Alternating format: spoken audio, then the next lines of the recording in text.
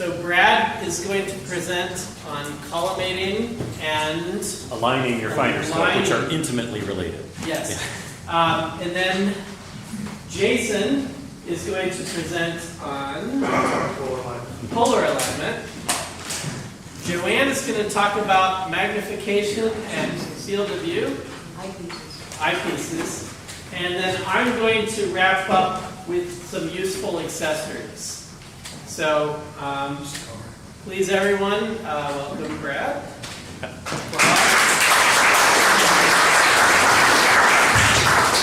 I'm Brad. How's it going? I've already introduced myself, so I will skip the pleasantries. So I'm going to talk about your telescope. Now, I have wandered fields throughout the world and looked through many a scope, and many of them give images that are not all that good. I've seen bad images. And the most common problem that I see is an easy one to fix. It is that the telescopes are out of collimation. So what I want to do is tell you what that means and tell you how to fix it. So first of all, let's take a look at why we need to collimate. Now this is a simulated image of the field of view of a telescope. This is here the center of the telescope field of view, and as you go further and further out,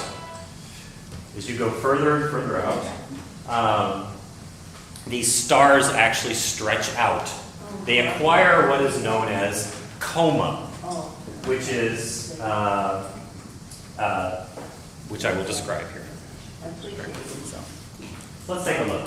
So most of the time, when you're looking through your telescope, you're actually looking through a very small portion of the overall field of view of the telescope. You're looking only right here in the center. This is like the field stop of the inside of your eyepiece. So in this particular case, most of the stars within the field of view are looking pretty sharp. They don't have a lot of that stretchy thing that the stars are doing right out there on the side. They're not subjected to coma. Now, if you had a smaller field of view right here, your collimation would be, your stars would be even sharper if you were right here. If you had a larger field of view, you would be pulling in stars that had a little bit of coma to them. So let's take a look at what happens when you're out of collimation. When you're out of collimation, you're actually looking at a part of that field of view that the telescope creates that's not in the center. You're looking off to the side. And so your field of view is going to be filled with star images that all have coma. And that affects the view. So let's take a look at how that affects the view. Here's a picture of Saturn before collimation, after collimation. It will make your views look sharper if you get your field of view centered on the telescope's field of view. On the telescope's field of view, you get those the place that the telescope is looking right where the stars are the sharpest. That is basically all collimation is. Now so let's take a look and see what happens with a telescope. A telescope makes an image by taking a shaft of light and bringing it to a point. So when the point is centered, that point is going to be in the center of your field of view. If the telescope image, now notice the difference between these two. The red comes a little bit from off the side, then the image will actually be diverted up here to the top. So it went from here to up here. It'll be diverted a little bit away. So this particular, if it's slightly off axis, this particular part of the field of view will be subjected to a little bit of coma because it's not in the center of that sweet spot. It's a little bit off the center.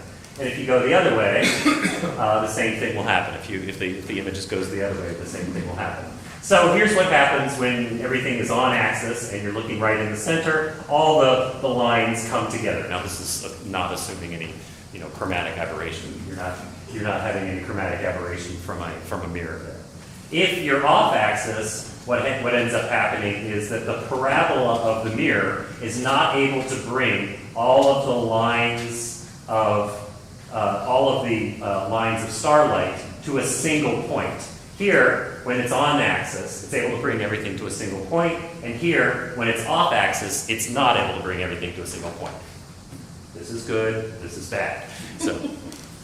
So when things are off axis, you're not going to see things as well. Now, a second thing can happen is within a Newtonian telescope, you have a second mirror here. And sometimes that second mirror can actually not gather up all the light from the primary mirror. So in this case, what's happening is you're getting light that comes down from this particular, hitting the main mirror, and then when it gets reflected back up, only a little bit of the light that comes back up is hitting the secondary and getting deflected off to the side. That adds coma, that also adds distortion to the image. So if the light cone here is missing the secondary, you're not going to get a good image. You're not going to get a good image like that. South Park. So let's take a look. So here's all of the light cones all added together. I just thought it was a pretty picture. So let's take a look at what that actually does to a star image. So right here, this is actually what is called an airy disk. This is the finest point that a telescope is able to resolve. A telescope is able to take light, shrink it down into more or less an infinitesimal point, except that the wave nature of light prohibits it from getting infinitesimally small.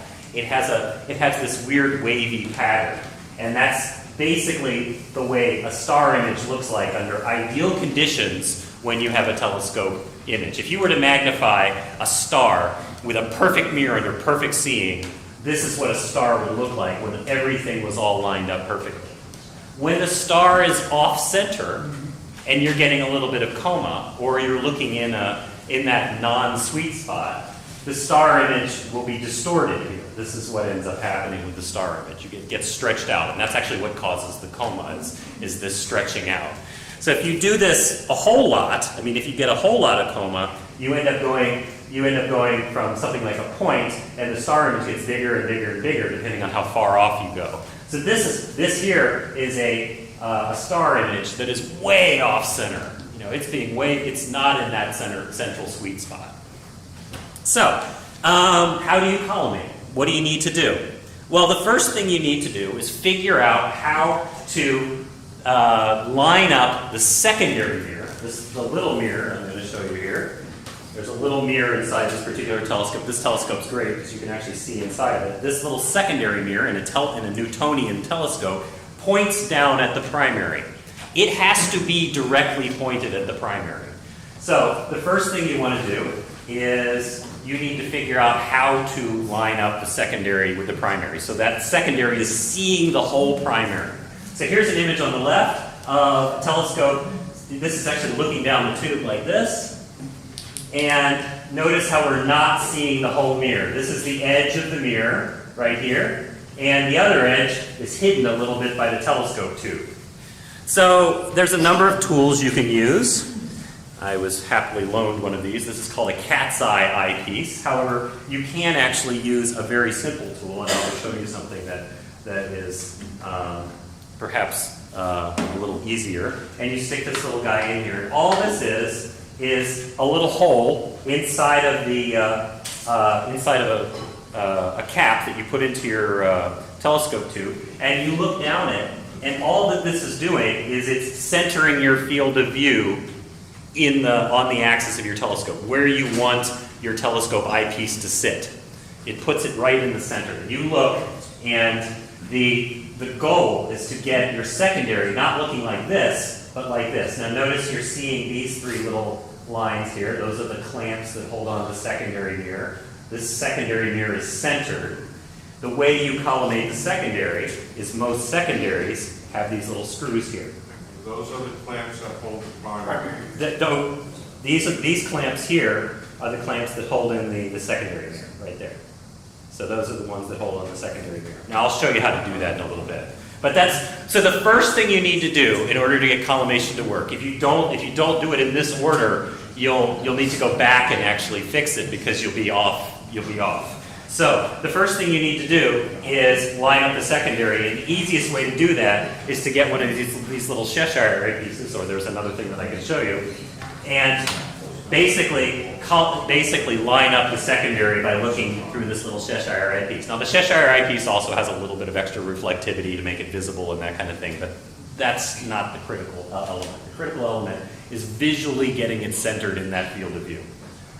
So here's what you're looking at. So when you're looking down the telescope tube, this is the inside of the tube right here. This is the edge of the secondary right around here. And then you're seeing the whole primary mirror here. You're seeing the whole primary mirror in the secondary mirror. There's a little bit of gap around it. And as long as this view of the primary mirror in the secondary is all the way in view, you're good. You're good to go. So now, the other thing is, if you have a large Dobsonian, it'll be slightly different. You'll probably have this center dot at the center. You want to get that in the center of the field of view from your secondary. So when you're looking through this little secondary dot will need to be in the center. So we can keep going. Now, there's a little tool that you can use. Now, this is getting less and less common, but I bet a few of you might have one of these things around in your basement. This is a thing called a film canister. Does anybody remember that? Does anybody? Yes. Okay. A film canister. People used to use this weird plastic substance called film in order to take pictures. You used to have to take them to a store and do that. These things work really well as a little Cheshire eyepiece. So if you happen to have one of these things lying around, it works pretty well. So that's a good way to align your secondary. The other thing is you can actually buy one of these things. You could buy this one. This is mine that I own, and it's incredibly easy to do. I mean, these things cost about $25. So let's ignore that. Since I want to go here real quickly. Now, the critical part is once you've aligned the secondary, you need to align the primary. And I'm going to teach you a method that doesn't actually require you to own any equipment. You don't have to actually buy a laser collimator or anything like that in order to do this. There are specific pieces of equipment that allow you to do that. So what you need to do is you use the sky. You get your telescope out, you let it cool down, which is very important because if the telescope mirror is warm, you won't actually be able to see the image that you're attempting to use to collimate the telescope very well. And once your telescope is all cool, the air is all steady, you defocus a star image. You actually back out the telescope. You move the telescope out and away from you.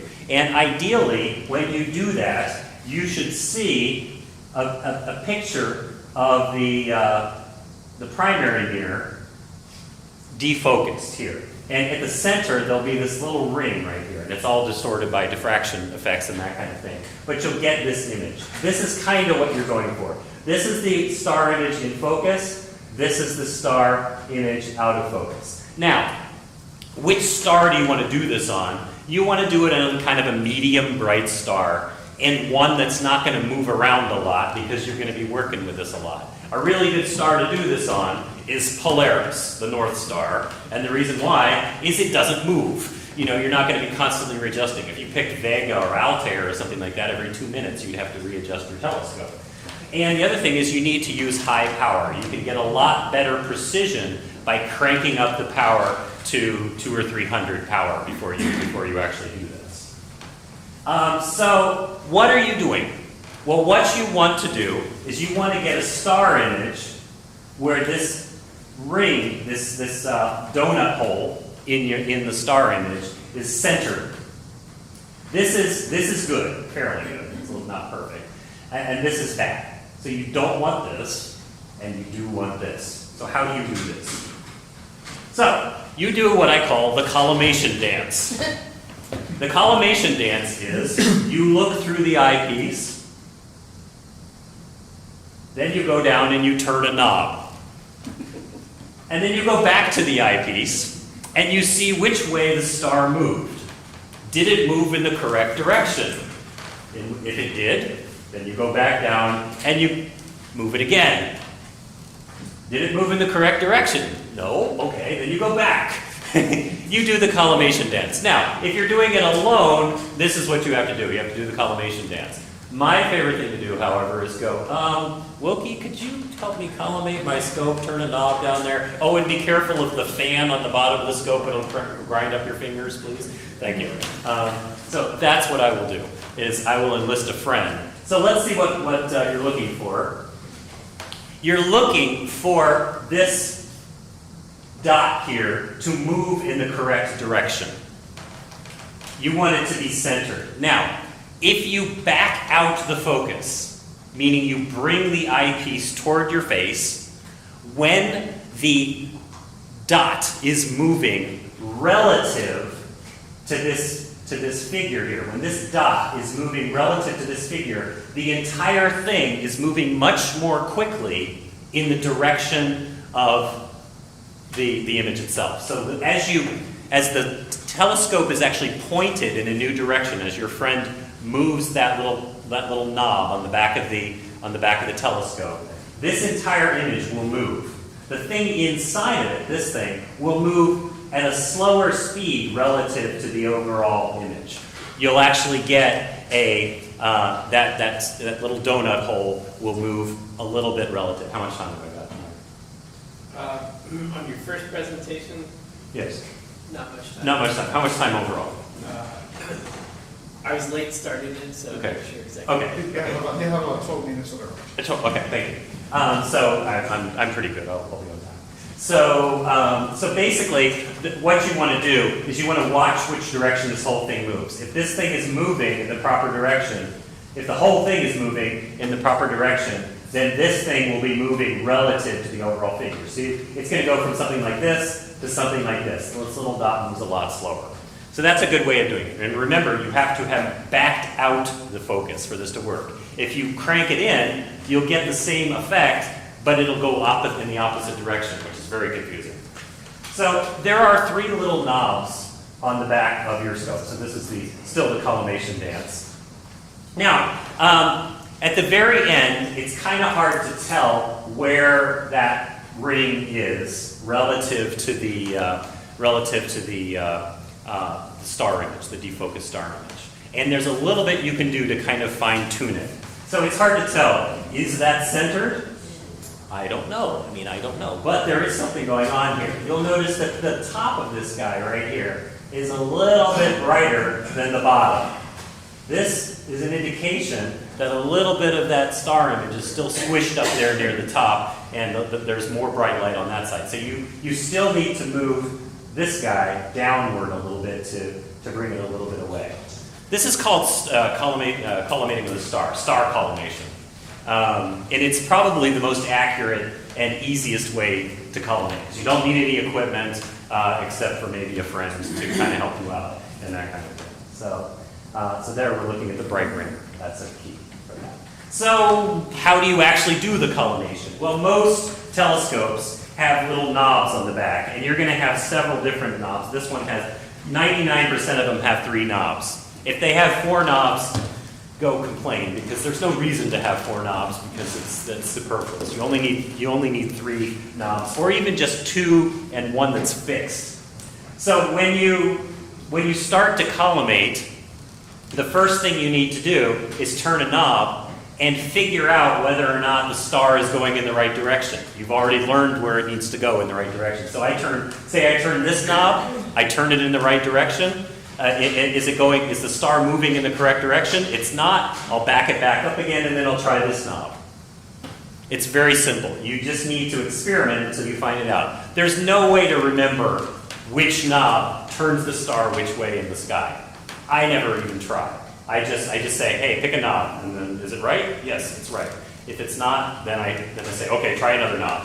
And then by doing that, you can experiment and figure out which knob moves that donut hole in the right direction relative to the star. So there are other slightly more yes. Since there's only 3 knobs, does it sometimes require a combination of 2 knobs to get it right? Yes, exactly. Yeah. So yeah, it's always going to ideally you will be using 2. Sometimes you use all 3. Sometimes you'll actually end up with one knob being cranked in all the way, and you won't be able to go any further, so you'll have to back the other two out in order to get more, in order to get more movement and that kind of thing. You have to figure out what the mechanics are. Every telescope is going to be different in that regard. I mean, I built my own little telescope, and it's got its own little idiosyncrasies. Now, there are different types of telescope rear ends here that you need to deal with, and one of the more common ones in commercial telescopes, like your Meade or Orion cheap Dobsonian-style telescopes, or Newtonian-style telescopes, you'll get these little guys here. And these are called push-pull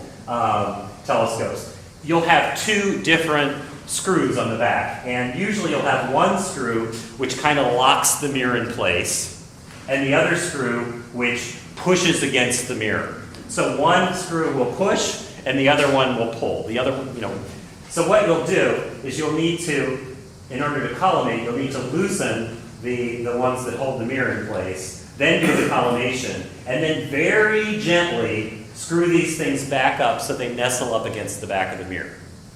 So you will unscrew these guys in order to loosen up the telescope mirror and allow it to fly freely, and then you'll collimate and then screw those gently back in. Double check your work, because it's possible for these things to kind of screw things up. But the advantage of this particular type of system is that they can grab the telescope mirror from two different directions and hold it in place. And it's not likely that your mirror is going to get knocked out of collimation really easily. So it's likely that you'll be able to handle the situation and not have to deal with it again for a very long time. The other thing is, if you have a Schmidt-Cassegrain telescope, you only have to collimate one thing. You have to collimate the secondary mirror. And the way you do that is you look at a star image. You can't do this with a laser. You look at a star image, and then you just use whatever tool is necessary to turn the three little screws in the Schmidt-Cassegrain mirror. You basically need to star collimate a Schmidt-Cassegrain telescope. It's all in the secondary. You don't need to worry about moving the primary around. So generally, the secondary mirror of a telescope is also going to have its own set of tools, which are inevitably easy to lose. Usually there's an Allen wrench or some sort of thing. Every single system is different. There's no universal way of doing it. My obsession has wing nuts that you screw in. It's just very simple. This particular one has an Allen wrench that you will probably lose and need to go buy another one. But it's actually quite simple. Now I'm going to demonstrate a slightly easier way of doing this, and it has an advantage of actually being able to be done during the daytime. Yes, 5 minutes? 5 minutes, I'm almost done. And it's by using a laser collimator, and there are dozens of different types of these. This is a real expensive one that has a very fancy image that comes out of it, and that kind of thing. But you can get the cheapest laser collimator and do this. All you need is the laser collimator and either a Barlow or this little device that's called a BLEG, B-L-E-G. And it's got a little tiny Barlow lens in there that smears out the light. Basically, it smears out the light, and all you do is you put this on here, like that. And what happens with this BLEG is when you turn on the, see how that blurs the image a little bit? Remember how it was a nice, fine,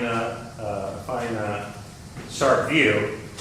What you do is, if your telescope, like this one, has either a secondary ring or a dot, and this one does, I don't know if you guys can see that, but if you look down there, there's a little dot. You put in your laser pointer. Actually, I need a finder here. Let's see, where is it? Okay, I lost my Howie Glider paralyzer, so I'm going to just use the one that came with the scope. Put this in there, turn it on, and then what ends up happening is you end up getting an image of the mirror reflected back up at this little white part here, this little BLEG. These things are about $40.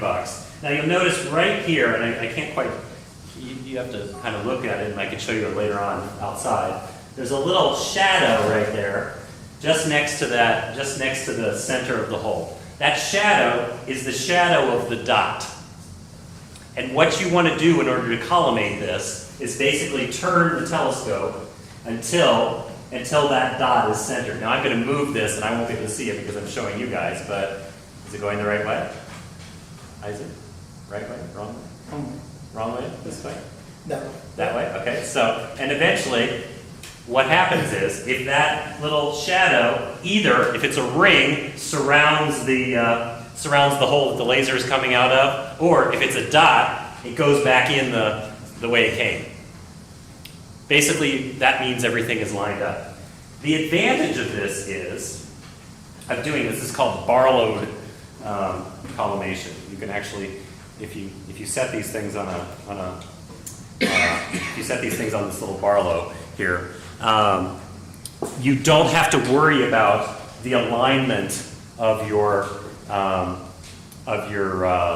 laser pointer, because the light that is reflecting out is getting smeared out, and all that you're doing is looking at the reflection of that dot, and the reflection of that dot will be a precise indication of where the center of that mirror is.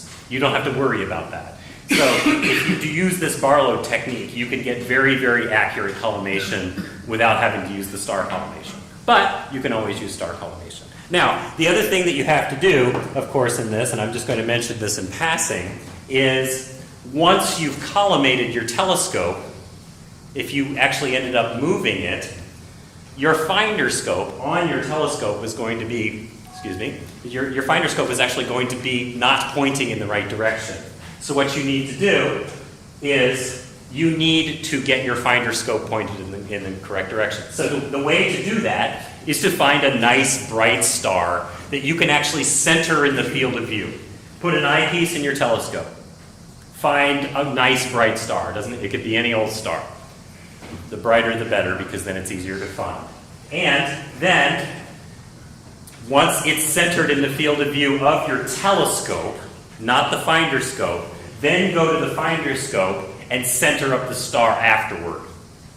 And that will actually bring the finder scope into alignment with your telescope. Often using a planet or the moon helps. If you get the moon perfectly centered in your field of view, then go over to your finder scope, get the moon perfectly centered in your finder scope, and you're good to go. But the two always go hand in hand. Whenever you collimate your telescope, you're changing the way that the telescope points into space. So that's pretty much my part of the presentation. If you guys want me to help you collimate a telescope, I'd be happy to give it a try on this one outside, and we can go ahead. We can put this to practice. Yes. One thing I might add, and it's pretty important. You can go back to that one picture, back one where, one more, yeah, right there. That one, yeah. Whenever you're using an Allen wrench or a screwdriver to adjust your secondary, make sure your optical tube assembly is very close to horizontal. Yes. Because if you drop your Allen wrench or Yeah. your screwdriver, it will land on your... It will land on your primary and do damage. The Hidden Hollow campground, the folks that were that used the Warren Rupp Observatory, they had a beautiful 31-inch mirror, probably the finest 31-inch mirror ever made by Norm Overly. They were working with their secondary, and they actually ended up loosening the secondary so much that it fell on the primary and shattered it. Imagine the pregnant pause when they waited for it to hit that mirror. And they ended up having to get a new telescope mirror, and many thousands of dollars. So yeah, when you're doing this, point your telescope down a little bit so if you drop something, it falls into the tube and not on the valuable telescope. Or use a string. Yeah, or use a string. Yeah, that's true. So yes. Okay. All right. Okay. Thank you so much. We'll probably have to take questions after. All right, so I'm going to be talking about polar alignment. A lot of, like this telescope, that telescope, you don't have to worry about polar alignment. If you get what's called an equatorial mount, like a German equatorial or a wedge for spectroscopy grains, you're going to need to do something called polar alignment. Let's talk about what is polar alignment. So the whole idea with polar alignment is if you're not using a clock drive, so everybody knows that the Earth moves, right? You know, we're standing on a planet that's turning in circles. It causes things to rise and set. So what you want to do, believe it or not, yeah, really that's the case. So what you want to do, you want the telescope, because if you look at this planet or something in a telescope, it starts moving across the field of view. The reason why is because the Earth moves. Well, telescopes have clock drives that allow us to counter that movement, and when we polar align, it makes that clock drive work. If you don't have a clock drive, but it's still an equatorial mount, it allows you to make adjustments with one knob only instead of two knobs at the same time, which can get kind of annoying. So like with an all-azimuth like this, you are moving it in two directions in both altitude and azimuth in order to keep things aligned. With an equatorial scope, you don't have to do that. Now, for astrophotography, polar alignment is absolutely essential so that you can keep the object in the same field of view as you're taking a picture. If you don't, you'll start to get what are called star trails. You can do that with all azimuth mounts that will track, but you get what's called field rotation after you're taking longer term photos, because as it's adjusting, the entire sky is kind of rotating as it's going across the sky. So polar alignment is very important for astrophotography, and it makes observing more relaxing. So what is it? So what we're doing, there's an axis, actually it's called the right ascension axis. It's also called the polar axis. And what you want to do is you want to align that polar axis to the center of rotation of the sky. The center of rotation of the sky, if you stood straight on the North Pole, would be straight up, because the Earth is rotating, so the sky tends to, the sky turns, and that's the center of rotation for the sky. So you want this polar axis to point straight to what's called the celestial pole. A lot of people think the North Star is on the celestial pole. It's not. It's about 2 degrees off from it. So the North Star actually makes a 4-degree circle as it goes around the sky. So it all has, like, if we took this telescope and we put it on the North Pole, this would be polar aligned. Of course, I don't know if I'd want to observe on the North Pole, but this would be completely polar aligned. So what essentially we're doing, we are taking an all-paths mount and tilting it to basically 90 degrees minus your latitude, 50 degrees, so that it is the center of, or the polar axis, which for an all-azimuth telescope is straight down in the center. So we're basically tilting it up so that center is up towards the polar axis, or the pole. I won't get into it. There are things called equatorial platforms where you don't have to do that, but I'm not going to get into that.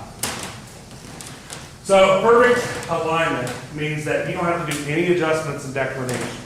What that means, I wish I had a telescope here that was like that, but declination is essentially right ascension is going this way in the sky, declination is going north and south. So right ascension is east-west, north-south is declination. So once you have your telescope lined up perfectly, it's tracking the sky going this way, actually, yeah. So it's going this way, and then all you have to do if you want to change the declination, just change it going up and down to go to a different part of the sky.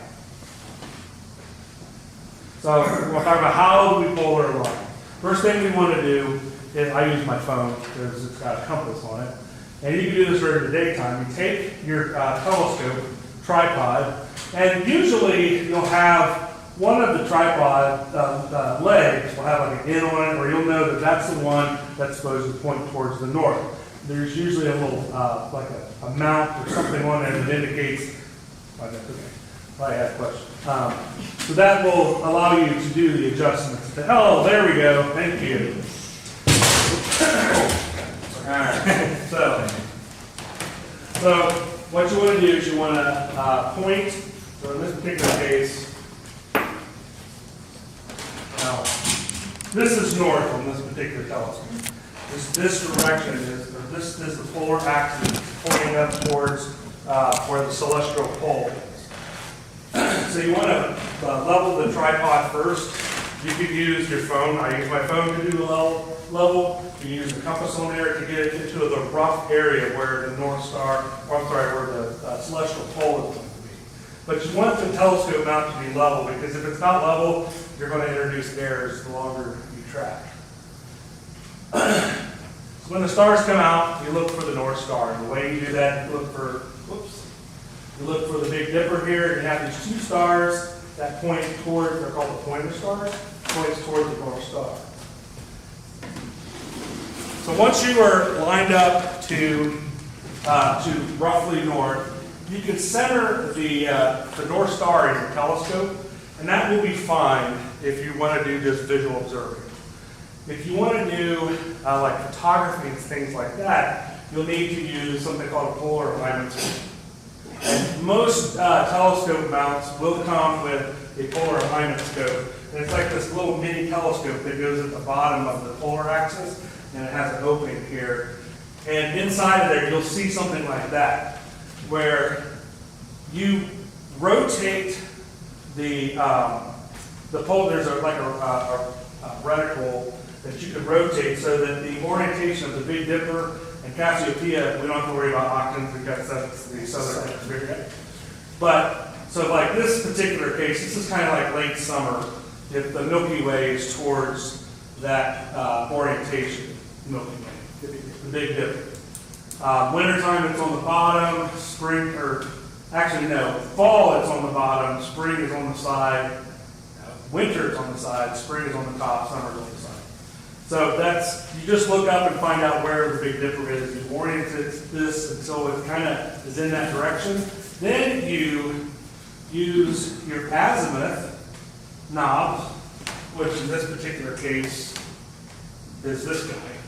And you just turn it like this. This is the azimuth knob.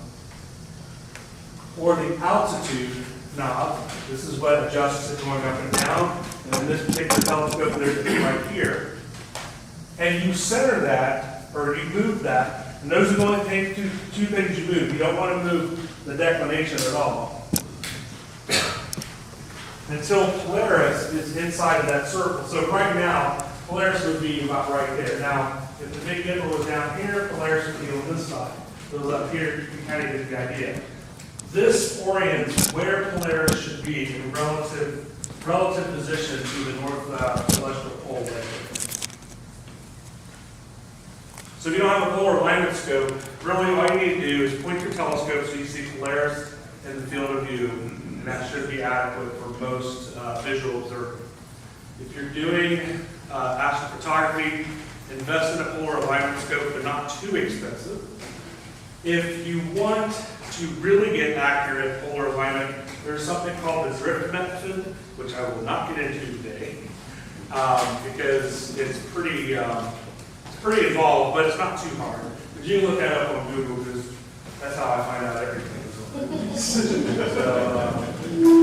this is kind of gives you an example of what it looks like. Essentially, you're fine-tuning your telescope, and you point it to a star at a certain position of the sky. You let it run for 5 minutes, and as it drifts a certain direction, you can make small adjustments, and you repeat the process. And you keep doing that for probably about half an hour. I found that I do not need to do those kinds of things.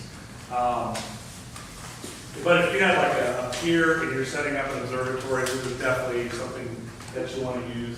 There's also software-assisted polar alignment mechanisms, but I thought that was out of scope for this. But anyway, so that's pretty much it that I had. Did I make it? You made it. It's 15 seconds.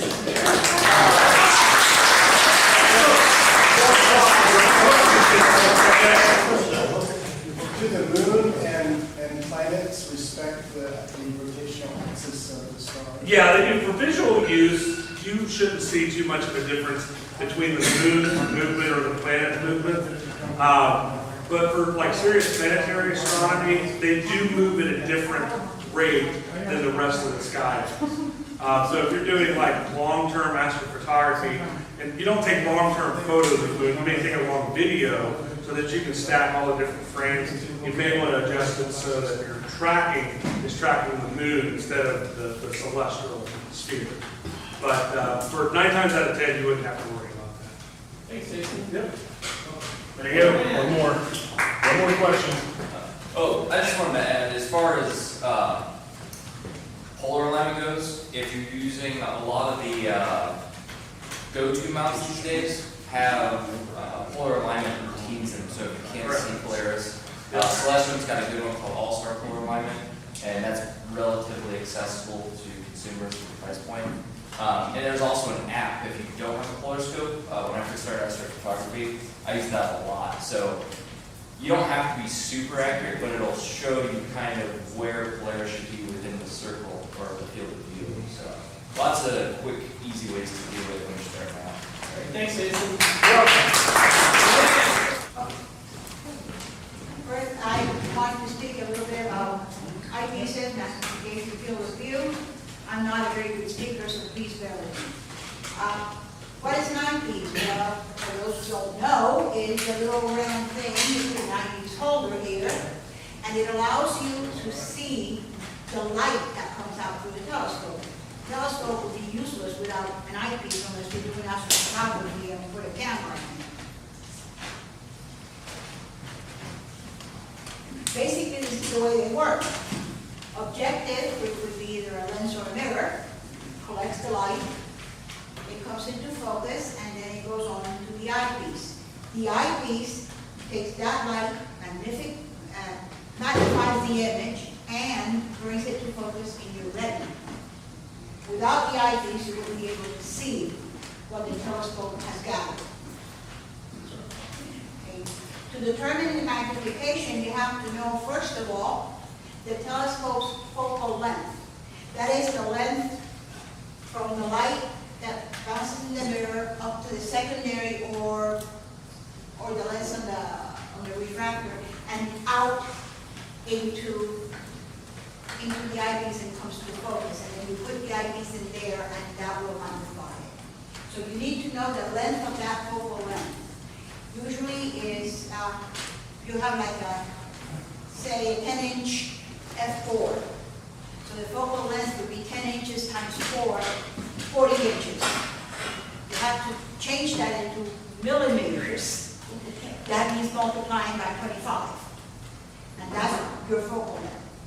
The eyepiece focal length is usually printed on the eyepiece. It'll say 50 millimeters, 25 millimeters, 8 millimeters, whatever it is, it's usually written on the eyepiece. By dividing the focal length by the eyepiece focal length, you get the magnification, which means an eyepiece that will give me the magnification of 30 power on this scope may give me 50 power on that scope because they have different focal lengths. So you cannot just look at an eyepiece and say, how much does it magnify? No. You have to know the instrument is the combination of the two that determines the magnification. Like I said, the larger number on the eyepiece, a 30 millimeter, say, is going to give you a lower magnification than an 8 millimeter. So it's backwards. So if you want something with low magnification, you go for a large number. If you want something with higher magnification, you have to go for an eyepiece with a lower number. And like I said, it will result in different magnification. And remember to convert all measurements into millimeters before you figure it out. There are tables out there, by the way. You'll probably find them in almost any astronomy-related website that will give you the ratio between one and instrument and the eyepieces. There's an eyepiece that Brad mentioned called the Barlow lens. The Barlow lens is not used alone. It's a special eyepiece that you put between the regular eyepiece and your mirror. And it actually will double or triple, depending on the Barlow, the magnification of the original eyepiece. So you can have an eyepiece that gives you, let's say, 30 or 20 power, or 30 or 40 power, you use it with the Barlow, and you get you automatically are lowering your eyepieces because then you're going to get 60 power instead. How many eyepieces do you need? I'd say a minimum of 3. A low power eyepiece is probably your best friend when it comes to finding objects in the sky. You use a low power eyepiece because it has a bigger field of view, you'll see more, and you'll be able to find, let's say you're looking for Jupiter. If you're using a low power eyepiece, you'll see more of the sky, you'll be able to find Jupiter, center it, and then go on to your medium eyepiece, which will offer you much better, closer views. The higher power eyepiece is usually safe for those special nights when everything is clear and it's steady. Not so much clear because you will find out that sometimes at night that it's a little hazy will offer you better seeing than the night that everything is good, which indicates a lot of movement up there in the atmosphere. So depending on your interests is the kind of eyepieces and the kind of power you want to use. If you are someone like me that I like what they call like big fake fuzzies, galaxies, nebula, things like that, I tend to use lower to medium eyepieces. If you are in planetary observing, on the other hand, you may have slightly higher power to begin with and go to much higher power than I will ever use with my telescope setup. Field of view is how much of the sky you can see through a given eyepiece. A lower magnification eyepiece will have, you'll notice the sizes of the lenses. They'll have a big lens. You look up to the sky and let's say it's what they call the apparent, okay here, the apparent field of view, you hold the eyepiece up to the sky and how much of that sky you can see through the eyepiece, not through the telescope, but just through the eyepiece, is your apparent field of view.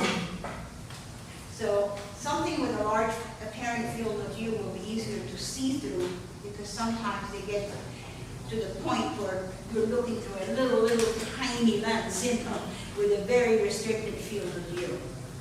And that makes it a little harder to observe. Then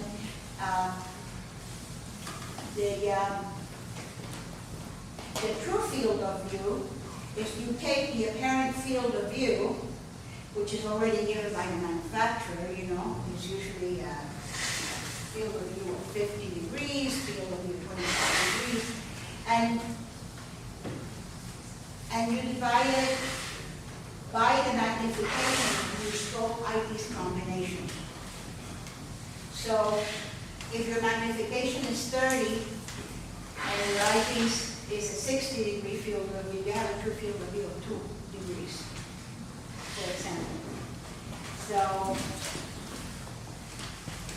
a wider field of view means that you will see more through your eyepiece when you're observing than the same magnification with a smaller field of view.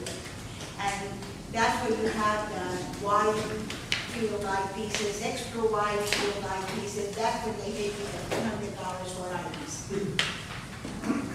Eye relief is the distance that you have to hold your eye when observing from the eyepiece. And the smaller lenses, the higher power eyepieces, usually have a lower eye relief. So you have to look closer and closer. And if you wear glasses, that can be a problem.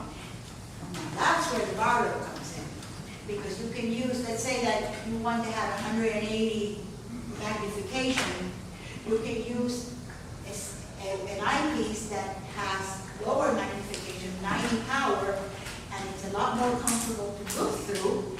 Put your Barlow in that doubles your power, you still have the eye relief of the original eyepiece, and you don't have to just cram your eye in there trying to see what's in the eyepiece. So a Barlow lens does introduce another lens into the system, which means just a little bit more light bounces around in the total system, but it can make your viewing a whole lot more comfortable.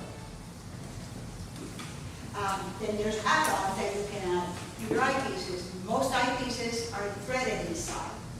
You can put in filters. For example, you like to look at the moon, but you don't want to go out there tonight and get blinded by the moon. You use a neutral density filter, you use a polarizing filter. They call it moon filters. They're relatively cheap, about 15, 20 bucks. You screw it into the eyepiece, you look at the eyepiece, and all of a sudden you can see the craters without being blinded. You can have light pollution filters, which will only let a narrow part of the light go through, but it will block out the lines from the beautiful light that your neighbor decided to put next door. And it will bring out more contrast and make it a lot easier to see some of the wonders of the sky. There's some that are only useful of one or two items, like the hydrogen beta filter, which if you want to see the Horsehead Nebula or the California Nebula, and then you put it away after spending $200 on a filter, and you never use it again.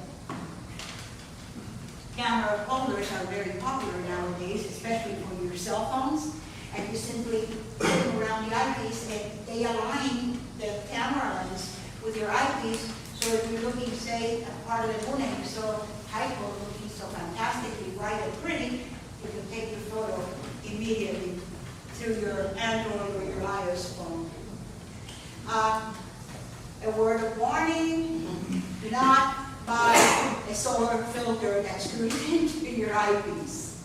Never, ever, because the light is concentrated by the mirror, comes up, comes into the eyepiece, shatters the filter, shatters the eyepiece. You can go blind, you can get glass in your eye. Never, ever do that. And I think that's about it.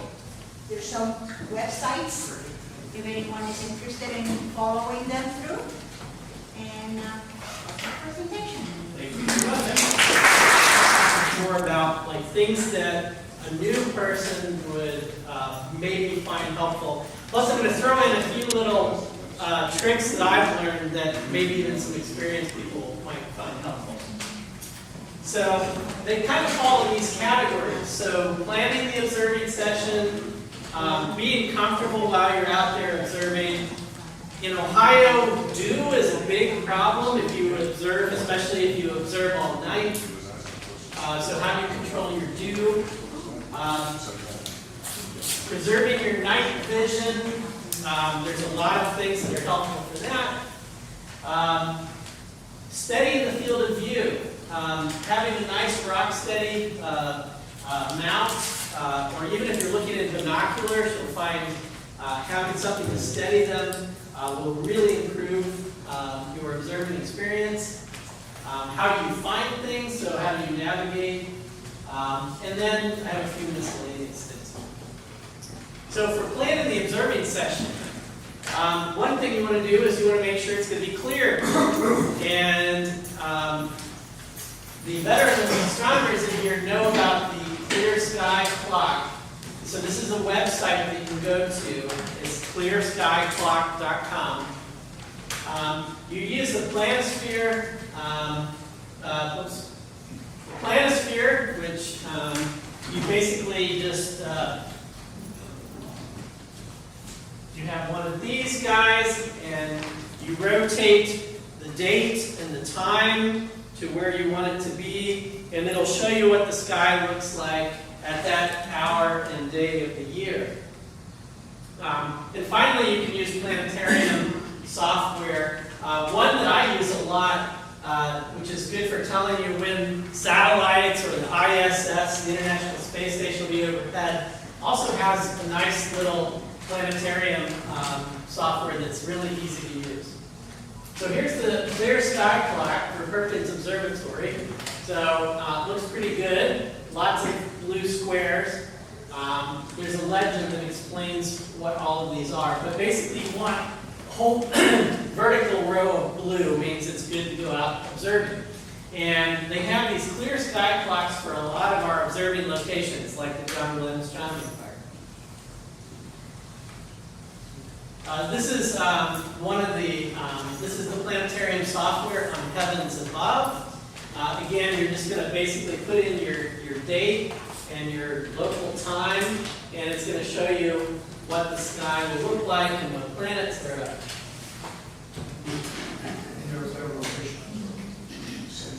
Yes, I'm sorry, yes, you have to put in your observing location. So creature comforts. One of the things that a lot of people underestimate is how warm you need to be. Because when you're out observing for a long time at night, it can get quite chilly. So even in the summertime, I will usually take a hat with me to keep the heat from coming, off my head. I'll always have a jacket with me, so that's important. It's important to stay hydrated, to have like cooler and snacks. I've got my camp chair here. It's good to just lean back, use it for your binoculars. Mosquito repellent, very important, especially when they're carrying, viruses and things. What I recommend is you use one with DEET, but not more than 25% DEET. If you use one that's more than 25% and you get some of that on your hands, and then you touch your plastics or rubber, it'll dissolve them. And lots of things on our telescope, have like plastic or rubber or cover our binoculars. So I would recommend not even taking anything with more than 25% DEET. And some hand towels to wipe the DEET off of your. Controlling dew. So normally when I go out, I come out outfitted with a battery and a dew controller. It has lots of little ports, and you have these dew strips that provide just a little bit of heat, and it keeps your lens just a little bit above the ambient temperature, and that's enough to keep the dew off of it. But of course, carrying a heavy battery and hooking all this stuff up takes time. So I found a nice little trick when I'm being lazy or just going out for an impromptu session. This is called a lens muff. Brad has decided, rather than paying the $25 that these things cost, a sock works really well too. These are designed to fit 3 of the chemical hand warmers that you would normally use, and you just put them in there in the sleeve, and then it's got Velcro on it, and so you just wrap it around your telescope or your camera lens, and it does a really good job of keeping the dew off. And it's a lot lighter weight than carrying the battery and all the accoutrements you need. And the towel. This is really good for protecting like your star charts and your books. So a towel is just essential astronomy gear. Oh, yeah. Preserving night vision, you probably already know about red lights. I like to have one that's dimmable because you want to use the least amount of red light that you need to read your star charts or to operate your equipment. Even red light can destroy night vision. They make special red film sheets for shielding things. One natural source of light pollution that Joanne mentioned is the moon. So a moon filter is a really good thing to preserve your night vision. Tail light repair tape can be found in your automotive section at Walmart. And this is like stuff, it's to repair broken taillights, but you can use it to create a little instant red light flashlight. These are great for outreach programs where most people won't have their own red light, but if they use their cell phone light, just put a little piece of this tape over it, they have an instant red light. It's also good for masking the lights inside your car. Glow-in-the-dark tape. This is really good for not bumping into things, so I get some glow-in-the-dark tape that you can also get at Walmart, and I put it on my chair and maybe my tripod legs. That way you won't bump into them in the dark. And finally, if you want to be the ultimate geek, astronomy geek, you get one of these. And This has got a red tint on, so you all look red right now. And but this is what you do when somebody is getting in their car and leaving your site, or there's a car coming in. You put on one of these, and it just protects your until they turn off their car headlights and stuff like that. So if you really want to look like an astro geek, that's steadying the view. I mentioned it's good to have some kind of tripod for your binoculars. I have a monopod, which is really portable, and it's got a trigger grip ball head, and I put my camera L adapter, my binocular L adapter, goes on top of here, and then you put your binoculars in here, and then you sit back in your chair and you just point it wherever you want, and it really, really helps give you a good, steady binocular view. Of course, having a good chair is also very helpful because it steadies you, and you're very comfortable and can observe. So navigating the stars, I like to have a unit finder, like a red dot finder, as well as a magnifying finder. So here's your magnifying finder. Here's like an example of a red dot finder. Binoculars are good for sweeping in a lot of sky, finding things. Star charts, I have a few that I recommend. And when you get old like I am, having your reading glasses and a magnifier. This is one I found at a pilot shop, and it's actually a magnifier and a red light in one. And so it's got a little red light on it, and this is great for reading your star charts. And then you can use less light and preserve your night vision. Jason gave me this idea. This is a music stand. I have a portable one that collapses, and you can keep all your star charts in it. Oops, I'm out of time. Why am I over? Okay, I think I'm almost done. So here's some examples of charts I recommend. The Pocket Sky Atlas is a great one for beginner. The Ultimate Atlas, I finally found it. It's the Interstellarum Deep Sky Atlas, and I have it here with me if you want to see it after the talk. It's expensive, but it's the best atlas. It's the only one you'll ever need after that.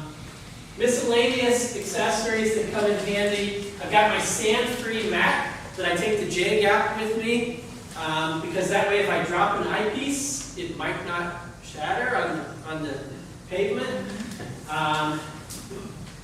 A step stool, so if you're vertically challenged like I am, now I wouldn't need it for this telescope, but if I want to go look at Brad's 18-inch Dobsonian, and he forgot to bring his ladder, I just keep this one in my car, and I'm ready to go. And this one collapses down. White light flashlight is always good to have for emergencies. Lens cleaning supplies. I have a little bulb blower. I have a whole lens wipes. You never want to take your sleeve or anything wet lens. I wear contacts, so I bring extras. And then Jim Schultz gave me this idea. If you have a voice recorder, you can actually record your observations. You can say, M51 looks really good tonight. I can see the trail of stars leading to NGC 5195. And then you can go home and record everything. And finally, of course, a green or blue laser. These are especially good for outreach. And they're super bright, and I'm sorry I blinded Isaac in an outreach program. He still can't see. But these will actually, lead all the way up. It appears to lead all the way up to the stars, so you can point things out to your friends. Or you can use your binoculars. You can find something in binoculars, and you can say, "What's that up there?" And then your friend with the telescope can point at what your laser is pointing at, and they'll say, "Oh, that's M51. So, all right, so that's all I have. But I have these things up here. You can come look at them afterwards. So, thank you. All right.